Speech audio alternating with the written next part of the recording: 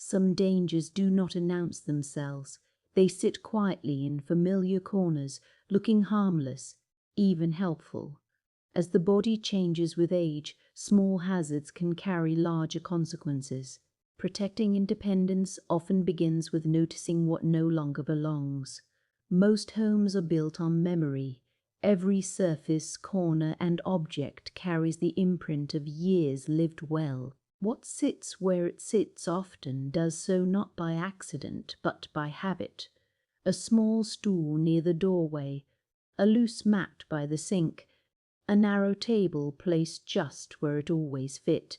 These objects feel harmless because they have always been there. Familiarity creates comfort, and comfort creates trust. When something has never caused trouble, the mind quietly decides it never will. The body follows that belief. Movement becomes automatic. Steps are taken without thought. The home becomes a place where attention can rest. But time changes how the body moves through space. Balance shifts subtly. Vision adjusts more slowly. Reflexes take a fraction longer to respond. None of these changes feel dramatic. They arrive so gently that most people adapt without noticing. The home, however, does not adapt with us. Objects that once posed no risk can begin to interfere with steadiness, not because they are dangerous by nature, but because the margin for correction becomes smaller. A foot that catches slightly, a hand that reaches a moment too late. These moments are rarely dramatic, but they matter. This is not about fear or blame. It is about awareness, about recognizing that what once blended into the background may now deserve a second look. Not because something is wrong with you, but because aging reshapes how the body and environment interact. Human instincts often measure danger by size. Large obstacles attract attention. Sharp edges raise caution. Small items, however, are easily dismissed. They look manageable. They seem easy to step over, walk around, or ignore. Yet small hazards often cause the greatest disruption.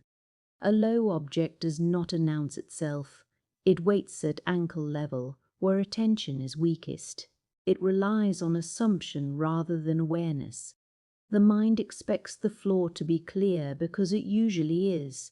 As vision changes with age, contrast softens, shadows deepen, depth perception becomes less precise. What once stood out now blends in. A dark object on a dark floor disappears entirely. Even in daylight, the brain may register it too late. The danger lies not in carelessness, but in predictability. When something has always been navigated successfully, the brain stops checking. It trusts memory over sight. That trust works until it doesn't. A small interruption can be enough. A toe brushing an edge, a foot landing slightly off balance. The body tries to correct, but the correction arrives a fraction too late. Falls often begin this way, quietly and without warning. Understanding that small does not mean safe is not about anxiety. It is about clarity. It allows seniors to protect stability without restricting movement. Awareness here preserves confidence, not caution.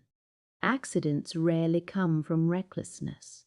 They happen during ordinary moments, standing up too quickly, turning while carrying something, reaching for an object while distracted.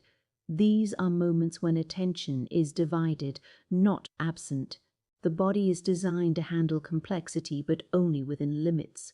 As those limits shift with age, even familiar movements require slightly more focus. When the environment does not support that change, risk increases.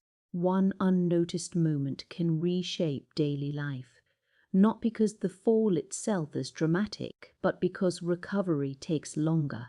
Confidence is shaken, movement becomes cautious, routines adjust around fear rather than freedom. What is often overlooked is how preventable many of these moments are. Small hazards left unaddressed quietly wait for the one time the body cannot compensate. Removing them does not change life dramatically. It simply removes unnecessary obstacles. This is not about predicting accidents. It is about understanding consequence. When stability is interrupted, independence is challenged. Protecting independence means reducing the chances of that interruption occurring at all. Prevention is quiet. It does not announce itself, but its absence is loud. A single moment can echo through months or years. Awareness allows that echo to be avoided. Recovery demands energy, patience, and support. Prevention requires only attention. This difference matters more with age. The body recovers more slowly, even when resilience remains strong. True independence is not measured by toughness. It is measured by continuity, by the ability to live daily life without sudden interruption. Prevention preserves that continuity. Many seniors resist change because it feels like surrender. Removing an object can feel like admitting vulnerability. But safety adjustments are not admissions of weakness.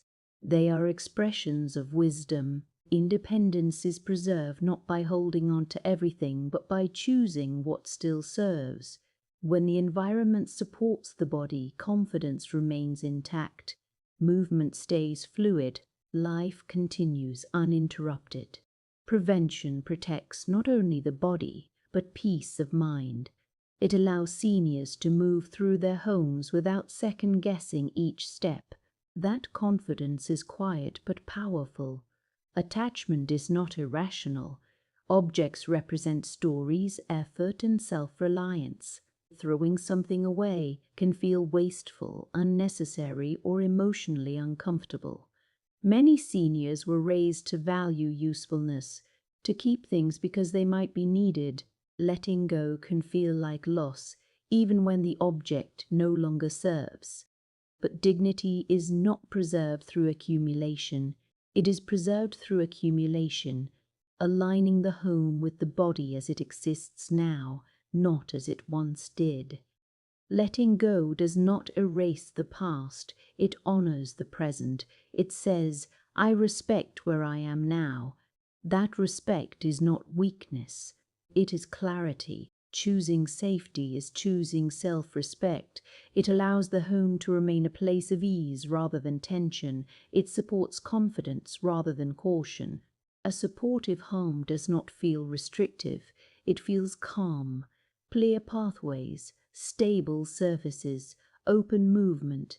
These qualities reduce mental load as much as physical risk. When the environment works with the body, attention can rest. Movement becomes natural again. Confidence returns quietly. The goal is not perfection. It is harmony. A home that reflects wisdom earned through experience. A space that allows life to continue without interruption. Small changes create large peace. They do not announce themselves, but they protect what matters most: freedom, confidence, and dignity. A home that supports the present body preserves the future life, and that choice made quietly is one of the strongest expressions of independence there is.